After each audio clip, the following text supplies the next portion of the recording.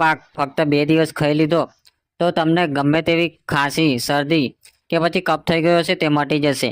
Hi guys, welcome to my channel medicine knowledge. I am Harshad Panchal, pharmacist. દોસ્તો, આજના વિડીયોમાં આપણે અજમાના પાક ખાવાના ફાયદા વિશે વાત કરીશું કે અજમાનો પાક ખાવાથી કયા કયા ફાયદા થાય છે તેના વિશે વાત કરીશું। શિયાળો આવે એટલે સૌથી વધારે ઠંડી પડે છે અને ઠંડીના કારણે લોકોને શરદી, ખાંસી અને શ્વાસ લેવામાં તકલીફ થઈ જાય છે। તે કોમન વસ્તુ છે।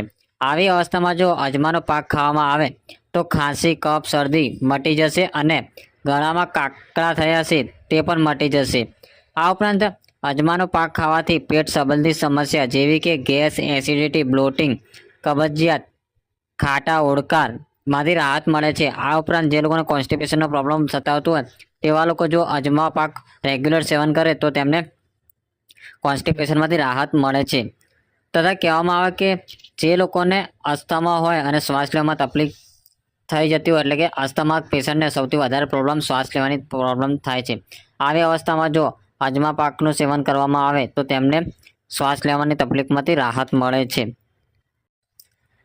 આ ઉપરાંત અજમા પાક ખાવાથી જે લોકોને વાની તકલીફ હોય, સાંધાનો દુખાવો હોય, બોડી પેઇન થતું હોય, કમરનો દુખાવો થતો હોય તથા શરીરના કોઈ પણ ભાગની અંદર દુખાવો થતો હોય કે કરોડરજ્જુના ભાગમાં દુખાવો થતો હોય, હાડકાનો દુખાવો થતો હોય તો તેમાંથી રાહત મળે છે। કેમ કે અજમામાં એન્ટી ઇન્ફ્લામેટિક એજન્ટ રહેલો છે, જેના કારણે જે લોકો અજમા પાકનું સેવન કરે છે તેમને આ બધા દુખાવામાંથી રાહત મળે છે। આ ઉપરાંત અજમામાં ભરપૂર માત્રામાં કેલ્શિયમ, ફોસ્ફરસ, B12, આયરન રહેલું છે જે શરીરમાં રોગ પ્રતિકારક શક્તિ વધારે છે તથા અજમા ખાવાથી આપણું મેટાબોલિઝમ વધે છે, જેના કારણે જે લોકોને વજન સંબંધિત સમસ્યા હોય કે જે લોકોનું વજન ના ઉતરતું હોય તેવા લોકો જો અજમા પાકનું રોજ સેવન કરે તો તેમનું વજન ઉતરવા લાગે છે। ધીમે ધીમે ઉતરે છે પરંતુ અવશ્ય ઉતરવા લાગે છે।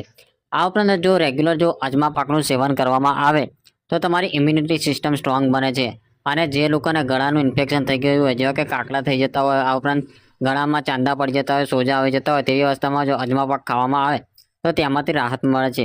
તથા જે લોકોને પેટ સંબંધિત સમસ્યા જેવી કે ગેસ, એસિડિટી થતી હોય, આ ઉપરાંત જે લોકોને પેટની અંદર લીવર ઇન્ફેક્શન થઈ જતું હોય કે લીવરની અંદર સોજો ચડી જતો હોય તેવી અવસ્થામાં અજમાનું સેવન કરવામાં આવે તો તેમાંથી રાહત મળે છે।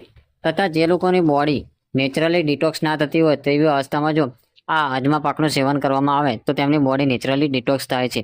હવે વાત કરીએ કે અજમા પાક કઈ રીતે ખાવો જોઈએ, તો દોસ્તો અજમા પાક એ સવારમાં રીતે ખાવો જોઈએ। તો અજમા પાકનો એક ટુકડો લઈને સવારે નાસ્તો કર્યા પછી અથવા તો નાસ્તો કર્યા પહેલા ખાવો જોઈએ અને અજમા પાક એ તમારે એક ટુકડાથી વધારે ના ખાવો જોઈએ, કારણ કે અજમો ગરમ આવે છે અને ગરમ વસ્તુ તમે વધારે ખાઓ છો તો તમારી બોડીની અંદર ગરમી વધી જાય છે અને ગરમી વધવાના કારણે તમને તકલીફ પડે છે, કારણ કે જો લેડીઝ હશે તો સૌથી વધારે તેને ગરમી થઈ જશે તો તેમને પીરિયડની અંદર પ્રોબ્લેમ થશે। આ ઉપરાંત જો પુરુષોની વાત કરવામાં આવે તો પુરુષોની અંદર જો તેમને અજમાનું સેવન વધારે કરશે તો તેમને ગરમી રૂપે ચાંદીઓ મોઢાની અંદર છાલા પડી જાય છે। તો દોસ્તો હું તમને સજેશન આપીશ કે અજમા પાક રેગ્યુલર એક ટુકડો સવારે તમારે ખાવો જોઈએ।